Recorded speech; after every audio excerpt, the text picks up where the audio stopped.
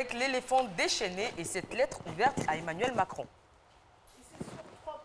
Qu'Éric Bohème s'adresse directement au président de la République française. D'abord, il le félicite pour son élection avant de s'intéresser à son agenda, notamment à travers la politique que mène la France vis-à-vis de l'Afrique.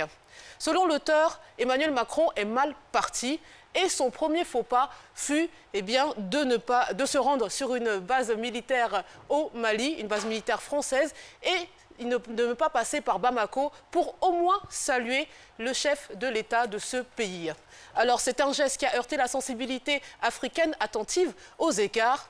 Toujours selon l'auteur, Emmanuel Macron est mal parti car au lieu du profond changement qu'il prône et qu'attendent les forces vives du continent, eh bien, il semble suivre les pas de ses prédécesseurs, en notamment reprenant les thèmes éculés, les illusions vaines et les formules creuses caractéristiques de la politique de la France envers le continent africain. Alors les reproches sont nombreux et puis je vous laisse les découvrir dans cet excellent courrier, donc à lire dans l'éléphant déchaîné.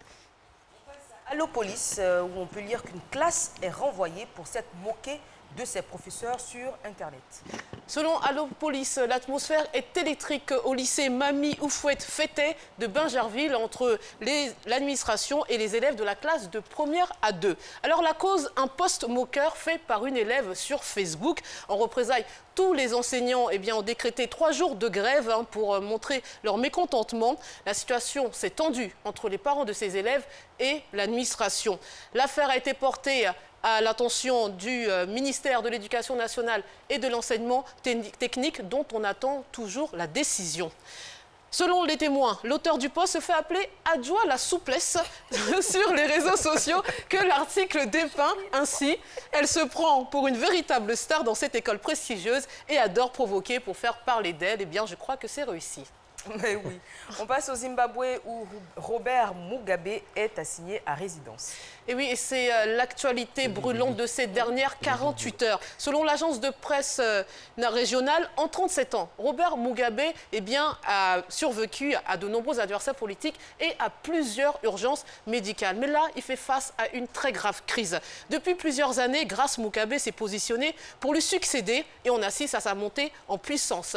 Cependant, il se peut qu'en se rangeant du côté de sa femme dans la bataille à sa succession, Robert Mugabe soit allé trop loin et ait perdu le soutien des chefs militaires qui l'ont maintenu au pouvoir jusqu'à présent. Avec la prise de pouvoir de l'armée et la mise en détention surveillée du président zimbabwéen, tout peut arriver.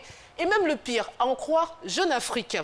Le général Moyo, lors de son passage télévisé, a déclaré « Nous voulons être très clairs sur le fait que nous ne faisons pas un coup d'État », une formule qui trouve de nombreux échos dans l'histoire politique africaine et qui a donc donné l'idée à Jeune Afrique de faire cette infographie sur les précédents historiques de ces acrobaties sémantiques. Je vous donne que 2 exemples. En Mauritanie, le 7 août 2008, Mohamed Ould Abdelaziz disait « Ce n'est pas un coup d'État, il s'agit juste d'une action destinée à sauver le pays ». On connaît la suite. En RDC, République démocratique du Congo, le 14 septembre 1960, Mobutu affirmait ceci. Il ne s'agit pas d'un coup d'État militaire, mais plutôt d'une simple révolution pacifique. Eh bien, les faits sont têtus. Et pour finir, l'insolite, on parle d'espionnage dans le foot. Et oui, la fédération hondurienne de football a dénoncé lundi l'Australie. Elle l'accuse d'espionner les entraînements de sa sélection avec un drone. Et oui, avant le match retour des barrages intercontinentaux pour le mondial 2018.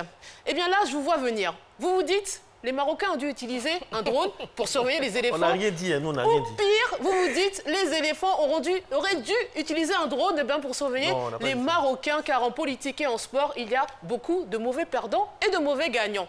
Allez, je vous laisse avec les winners des matinales de la RTI, Eva et Marcelin, et je vous dis à demain. À demain, team fin du 9 oui. Faites attention, il y aura un drone qui vous suivra. Voilà, on va envoyer un drone jusqu'à chez vous pour savoir si vous rentrez vraiment à la maison. Avoir toutes vos habitudes. Je vais à la radio d'abord. Et tenez-vous bien, ce sera relié au bureau direct de la rédactrice en chef qui à tout moment peut vous appeler pour ces soufflantes légendaires. N'est-ce pas? Merci beaucoup à vous, mesdames.